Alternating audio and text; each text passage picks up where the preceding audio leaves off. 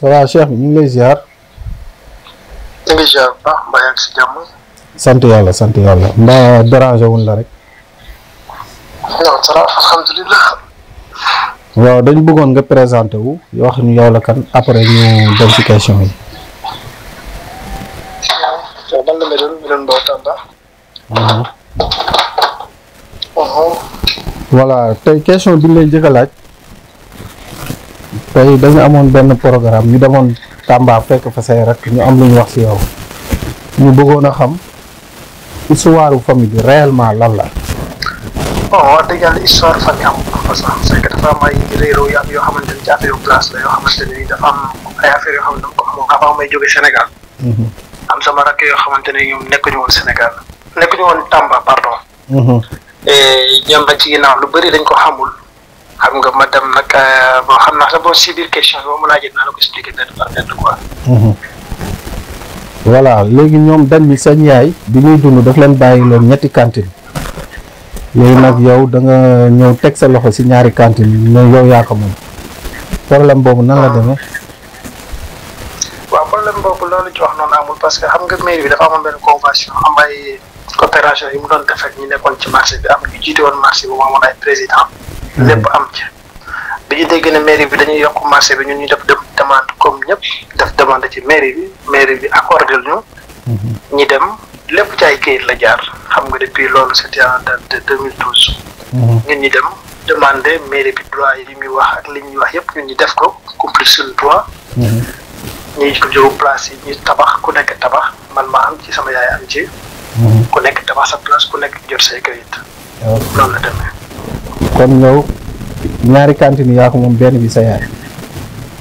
xam nga mairie bi en 2012 loolu même boo demoon ci président marché Tamba bi sax dina la ko wax bii tabax li ñu doon def mooy da lay jox 3 places yow da ngay tabax 3 yi mairie bi day moom benn bi yow yaay moom ñaari.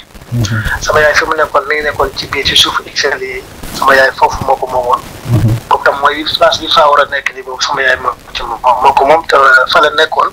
benn moment bi ma amee place ci suuf ci la ñëw ci buntu place bi teg fa table am doon jaay.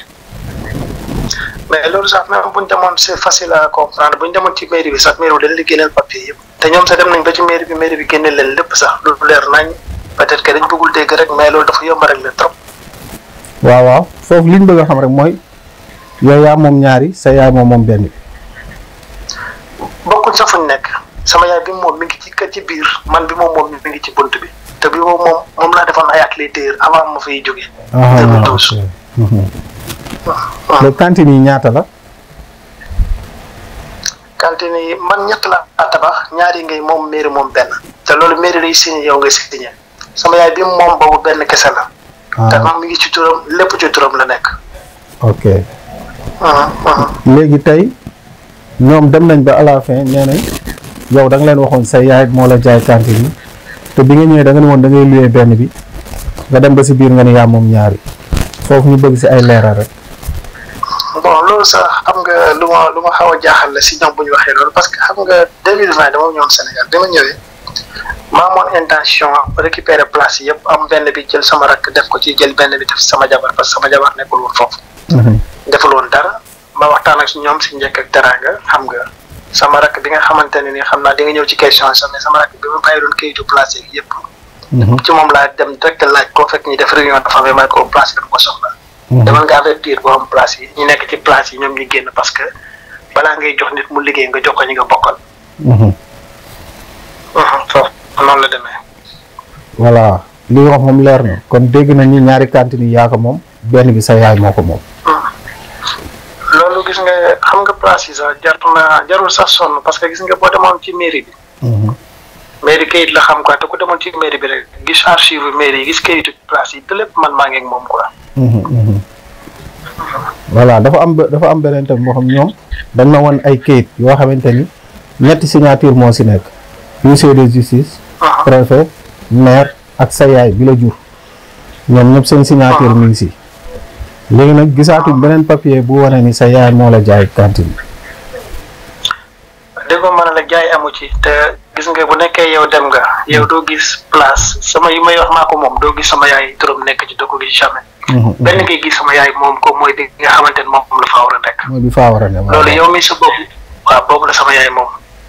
mais yeneen yi xale yi mënuñu fexe ba génnal la kayit ni bii soo yaa ma ko moom parce que moomu ko parce que tey mi ngi ci dëgg ñun ñu ngi ci fenn am na loo xamante ne dara jaru ko. dëgg la waaw te loolu c'est facile à régler. mais buñ dem ci mairie bi rek wala ñoom xam nañ yoon nañ dem ci yoon rek topp ko danañ gis lépp. waaw man dem naa ba si ñetti cantine yëpp man ba si taabal bi yëpp dem naa fa. tey bi ngay tukki ñoom dañ ni sa yaay moo la paasal nga dem mais yow Fawara tamit moo la jox argent de poche. léegi loolu tamit c'est vrai. foofu li ma la ciy doon te gis nga bi may nekk Tamba di lijjanti sama visa ba mu sotti sama yaay kañ la xam damay tukki bu mu desee ñetti fan. ma woo sama yaay ak sama benn papa boo xamante ne moo suma rakku papa. boo xamante ne sunu lépp Tamba moom la ak sama yaay. ma woo leen boobu jour laa leen di doog a xamal ni ñoom am naa visa. tàggu leen ne yaay boo gisee waxuma la ko woon. dama la xam bu ma la ko wax da ngay génn fii di ko wax ci nit ñi wala yooyu da nga koy bàkkoo parce que sama yaay bëggoon doom. moo taxoon mën na bëgg parce que am naa visa une semaine sama yaay xamu ko te maa ngi xëy di waxtaan ak sama grand frère yi nga xamante ne bii ba may dem ñoom laa bàyyi place yi doon def inventaire ci place yi di leen wan lépp li nga xamante ne nii di kii ko moom pour teg leen ñoom ñëpp si condition yu leer. jël sama doomu ndey ki nga xamante ne Pam Ndiogu la ñoo bokk ndey ma jël ko place boobu noonu sama jabar nekk tey. kooku sama frère boobu laa ko joxoon mu nekk ci place bi. dëgg la li ñuy wax naan ay sama yaay dafa ma jaay place bi loolu amul. léegi te loolu ñuy wax tamit ci Fawara naan Fawara dafa am agent de poste bu ma jël loolu bi may demee bi ma jógee Tamba ba dem Dakar. parce que c'était la première fois may voyager parce que Fawara dinaa la di bon daal après dinañ egg si yenn questions yi naa la expliqué lu bëri. donc Fawara bi ma demee ba foofu sama yaay man maa ko woon na ko yaay argent de poste bi manqué na de. mu ne ma argent de poste man ko si parce que bi may tukki boobu Dakar la woon xaw ma woon ne saa yi argent de poste da koy soxla. sama yaay war ko yónnee ma 300,000 sama yaay ne ma yoruma de xanaa ma wax Fawara man ko wax Fawara bu nekkee yor na ko mu jox ma ko parce que boobu sax Fawara maa ngi ko bàyyi ak sam benn moto ci biir wax bi sama yaay naka Fawara. yow jëlal moto bi sax amul problème yónnee ma 300,000 rek. xam nga sama yaay jël ko yónnee ma 300,000 je ne sais pas ci rien la woon. xaw ma ci lan la woon mais yónnee woon na ma 300,000. voilà yow bi ngay tukki say bien fii lan ak lan la woon lépp. waa xam nga comme dañu nekk ci affaire cantine ci affaire place. moo tax ma bëggoon ñu débattre rek ci affaire place parce que samay bien yi ma joxoon Fawara. bëri na trop. ok joxoon naa ko ba ay terrain yoo xamante ne dafa am kayit lépp am yoo xamante ne aussi acte de vente la amoon yu bëri. ma yóbbu ko jël sama moto yóbbu ko ne ko Fawara bi dama bëgg chaque dimanche. ngay ñëw fi dama ko vérifier ay biens yu bare même moom fi mu nekkoon fi muy sama place yaay bi noonu am na place bu mu jàkkaar loolu dama ko defoon ay vêtements di ko jaay. yére ak prêt-à-porter chargé woon naa ko ba mu fees boobu moment boobu mi ngi nice. ma jël ko ne ko Fawara kii dama koy fay chaque weer 50,000 bagages yi yëpp maa ko moom chaque jour lu mu jaay par ngoon la ñëw versé. ngay defar bitig bi dama bëgg nga koy toppatoo ma ko teg ko ci loxoom quoi pour mu toppatoo ma bitig boobu. waaw boobu bokk na ci biens yi ak yenn terrain yi ak bële kayitu place yi ci boppam. Fawara lañ toog mu jël kayit yëpp dénk ko ne ko parce que moment boobu dama beneen Fawara la woon fa nekkoon ku yaatu nekkoon ku jullite. ma amoon ci moom confiance. xam nga te avant loolu may wax noonu. 1 mois avant may tukki tey boo demee ngeen laaj ko 1 mois avant may tukki yëkkati naa 5 millions dénk ko parce que sama benn xarit moom ma dénkoon 5 millions. li ma la wax ni 1 mois la avant may tukki. ma jël 5 millions dénk ko bi ma demee ba benn moment avant may tukki ay 20 jours 17 jours yooyu ma récupéré waat xaalis bi dara manqué wu ci. xam nga loolu moo nekkoon li nga xamante ne yenn biens yi ma ko dénkoon maa boobu loolu la woon. mais seen xaalis bi delloo woon na ma ko parce que boobu dama ko dénkoon rek mu del ma ko bi ma ko soxla aussi jox na ma ko. mais kayit yi moom laa ko bàyyi parce que moom rek moo nekkoon kër ga koo xamante ne ni amoon naa confiance bàyyil ko loolu parce que sa beneen mag bi. bon am na loo xam ne kenn du ko wax sa beneen mag bi moom wóoluma ko woon pour jox loolu moo tax joxuma ko loolu sama place bi rek laa ko jox ak apprenti yi boole leen pour ñoom ñu continuer liggéey pour doxal affaire yi mu dem. dëgg la léegi Fawara yàlla def na instant yii ñu ngi si prison bi te ñoom nee nañ. sa loxo jugu si yow yaa tax mu tëj ba pare nga tëj koo pare dem si yoon bàyyi ko fi. xam nga loolu bu ko déggee dama koy ñaawlu trop xam nga Sénégal moom dañ mën wax te duñ xam nu mu demee man gis nga samay rakk ñoo ma njëkk a porte plainte. ma ñëw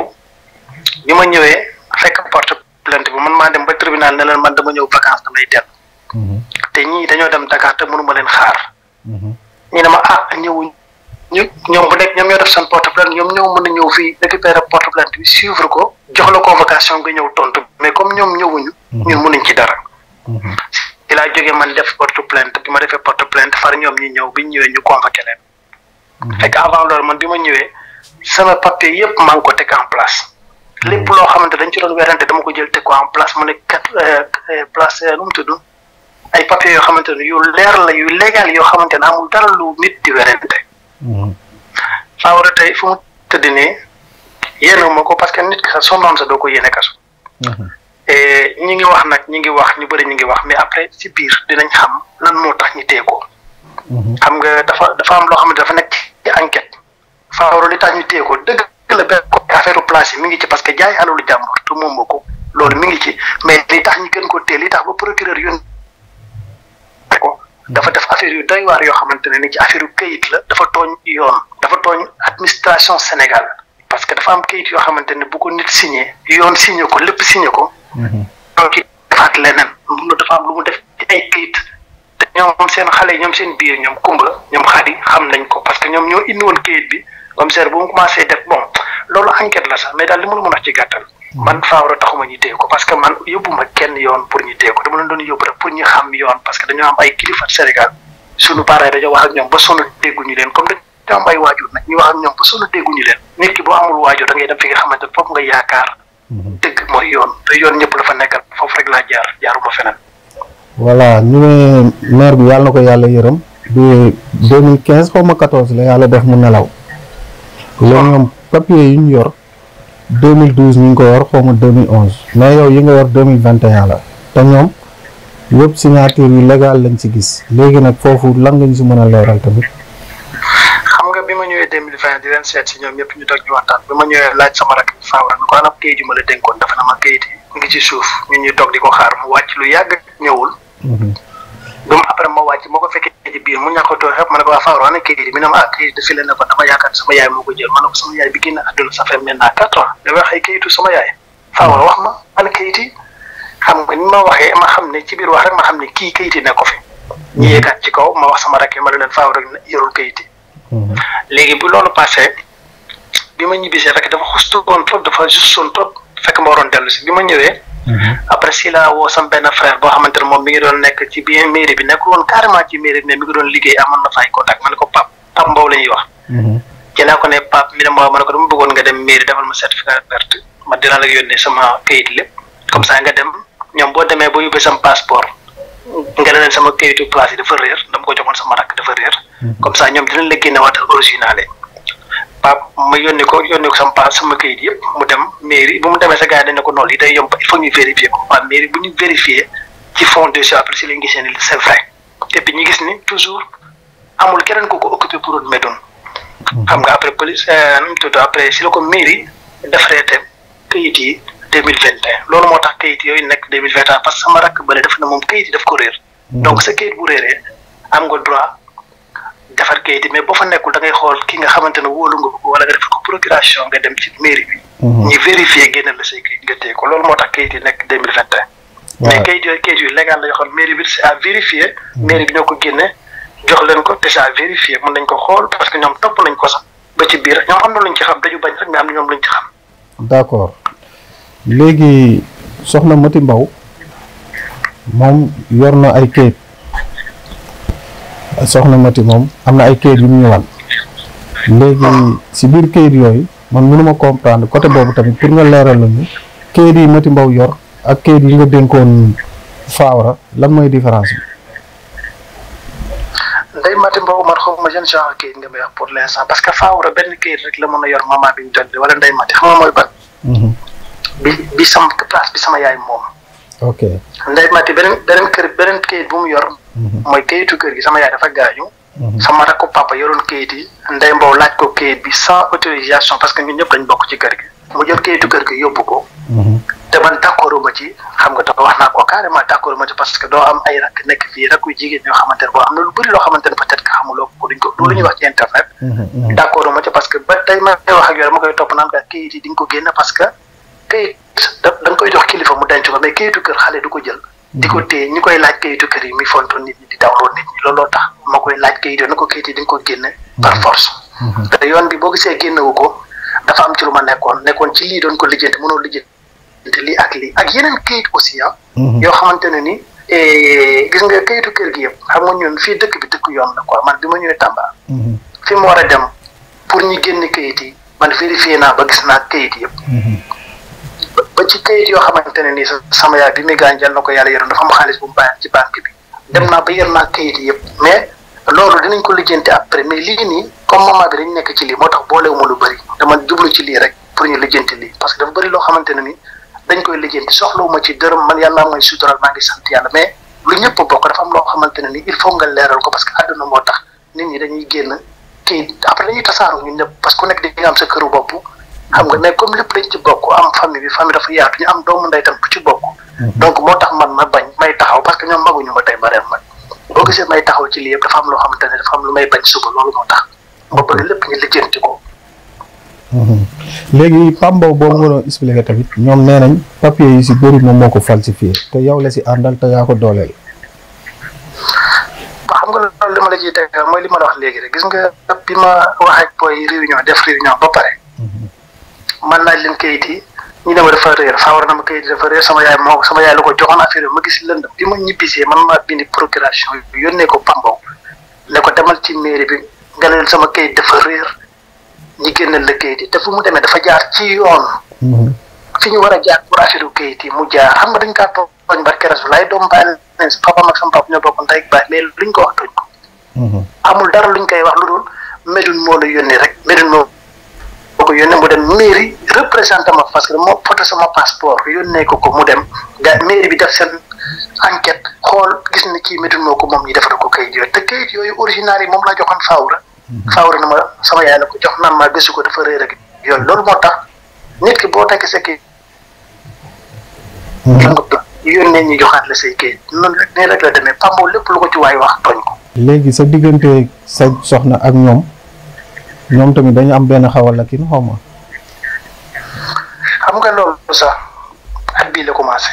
mais ñoom mosuñu am problème parce que du question dara xam nga boo waxee ci sa soxna dara ñu ne dafa bëgg soxna si mais dama am soxna yàllaa ko yaral boppam. comprendre nga. ma koy ndamoo nag parce que man xam naa ni ma mel te xam naa ni yàlla sutural na ma am soxna. comprendre nga donc lii yëpp gis nga sama soxna bi ma ko joxee place bi léegi ay 1 an lay def. bi mu ko ubbee. booy yi jegewuñu woon sa soxna si fu mu nekk ci fële lañ nekkoon mais affaire jalousie moo tax ñu doon xëcc ci seen taabal di ko xëcc dem ba benn moment amatuñ lu ñuy ruus dini gris jël seen taabal di ko dugal ci biir xam nga nit dafa am loo xam ne da nga koy ruus. parce que kooku aussi doomu jàmbur la nawle la du ma nangu nag jabar joo xamante ne nii man dama ko takk defaroon kër ga ba mu naaj defar ko appartement lépp pour mu sëy sama rakk boobu Fawra ak jabaram boobu doon wax ndey pen mu jël ko dugal ko foofu sans sama accord. appartement bi fu mu nekk kenn musuma yëgal ni Fawra da doon takk jabar sa kër ga laa wax suñu kër. ok kon man kër ga Fawra fi mu nekk ak jabaram dama ko tabaxoon salle appartement lépp laa defar ba mu normal ma habillé ko lépp équipé ko lépp mais loolu du dara affaire wu àllu àdduna la rek. loolu bu ko jëlee sama rakk la am na benn droit ma defar sama yëf mu ñëw jël ko takk jabar dugal ci mais avec la manière bu ñu ko defee dafa ñaaw parce que sax kenn musul taxaw sax na ma Fawra day takk na jabar ba dugal ci jabaram di ma ko nëbb may wax ak moom mu bloqué ma WhatsApp di ma si jaay affaire wu xewante te loolu kenn taxul kenn dégguma ci. jël na samay bon xam nga damay bañ a dévorer sax am na affaire yu bëri yoo xamante ne daf ma ko def yoo xam su ma ko toppoon tey kon tëdd na yàgg na parce que jaay na samay biens yu bëri yoo xamante ne sa waay lu bëri dañ ko mënul wax rek. boo gisee ma réagir lii kese la parce que dafa am réewanda boo xam dafa commencé juddu te amatul luñ ciy ruus buñ demee ba téye sama jabar naa dañuy xeex ak moom ci digg marché bi koo xamante ne seen jabaru mag la donc loolu day ëpp moo tax benn moment tamit il faut nga jëw taxaw. voilà léegi problème bi yëpp ñu ngi si diggante Ndeye Mati Kumba Fawra ak Khady ndax Khady moo ne si taabal bi Kumba moo xeex ak sa soxna Ndeye Mati moo yor kii bi kayit yu kër gi Fawra moo jaay sa place problème bi yëpp foofu la problème bi yëpp loolu la. waaw loolu ci la. am na leneen loo xamante ne peut-être que loolu dañ ko réglé. parce que yeneen affaire mi ngi ci biir mais Ndeye Mbow mosuñu am problème peut-être que jikkoom neexuma am na yu bëri yoo xamante ne vie privée am la nit ku nekk il est libre de faire tout ce qu'il veut dans sa vie. Je ne me mêle pas. li tax ñi am problème moom xam na man xam naa comprendre nga. mais li nga xamante ne ñoo ko bokk nga xamante ne dama am ay mag yi nekk ci biir kër gi am ay rakk Ndeye Mbow ëppale wu fa kenn dara man kër ga soxla ma fa dara wax naa leen ko du benn du ñaar du ñett.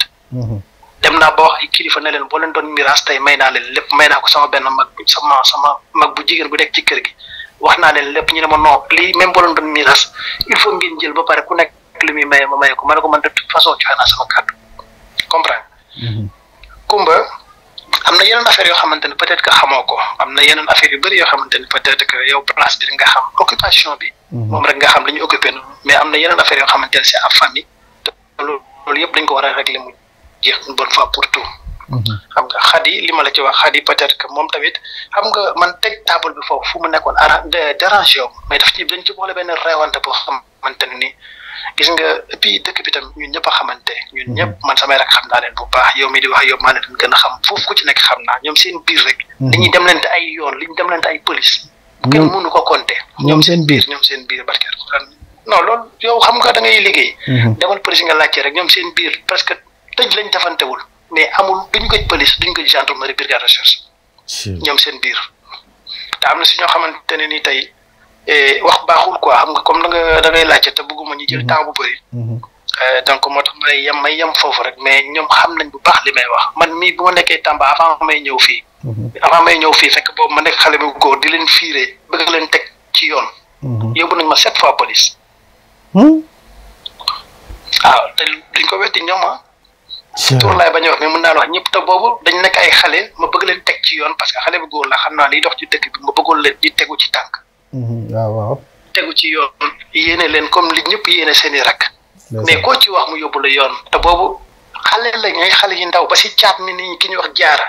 nga xamante ne maman il avait que 13 ans 14 ans yóbbu na ma ci yoon xam nga kenn du weer sa rakk mais tojaange yi dañu war a changer loolu rek la am pour wàll bu ñu changé wul seen àdduna dina métti suba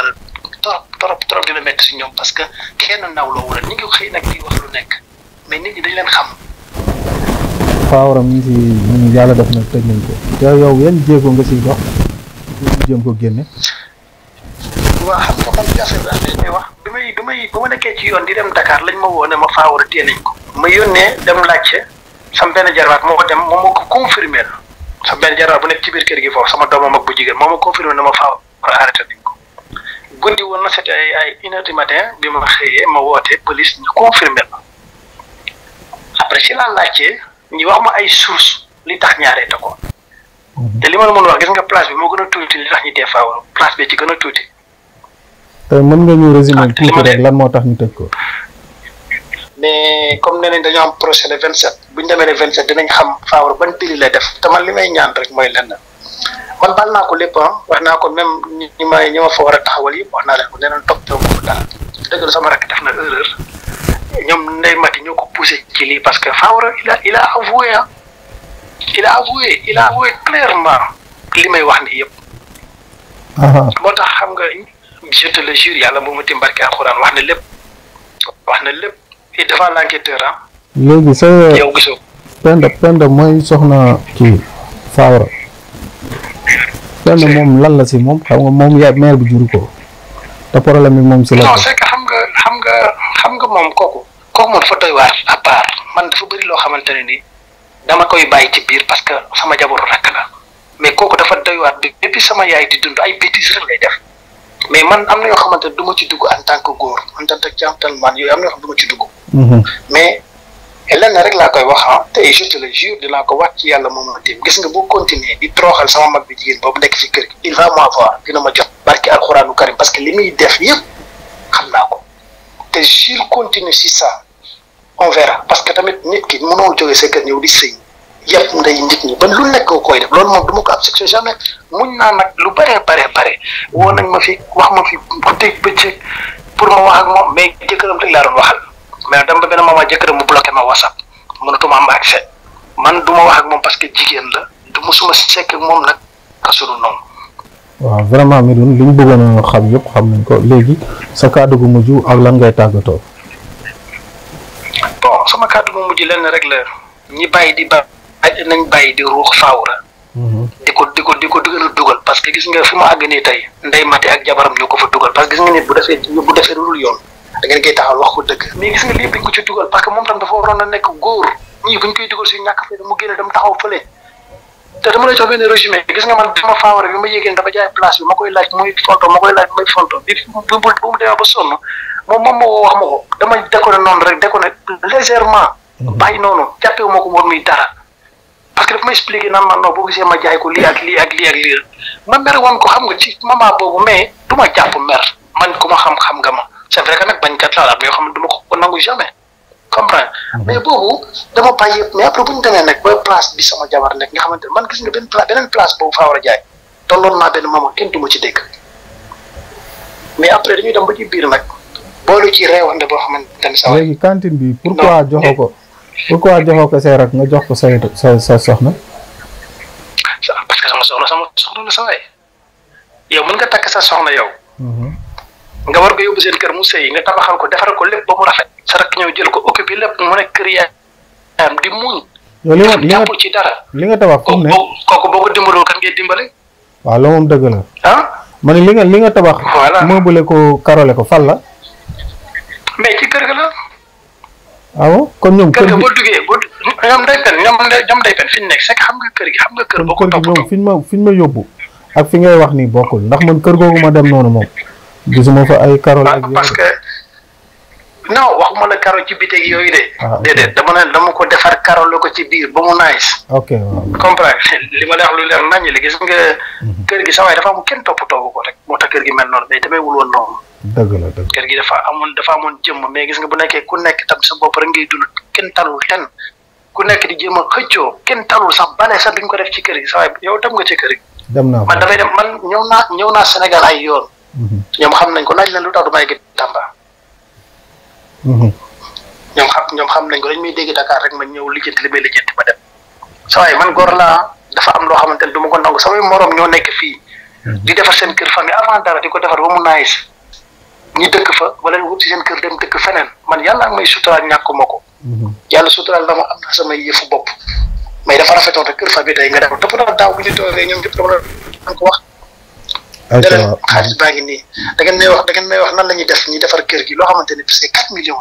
mais ba tey Ndeye Mati nekk ci xëccoo koo xamante ne parce que moom dafa jàpp ne moom nekkul ci kër gi rek mi ngi Dakar donc kër gi mais kër famille la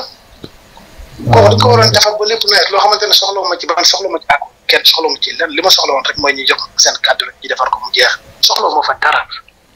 xam nga parce que loolu sama yaay moo ko sumboon yàlla def mu génn àdduna xam nga loolu la rek mais damay bañ jël sa temps bu bëri parce que xam naa ni vraiment kontaan nañ information bi jàll na li moom naa si ne moom jaajëf bro jaajëf am benn problème jàmbaar merci beaucoup encore une fois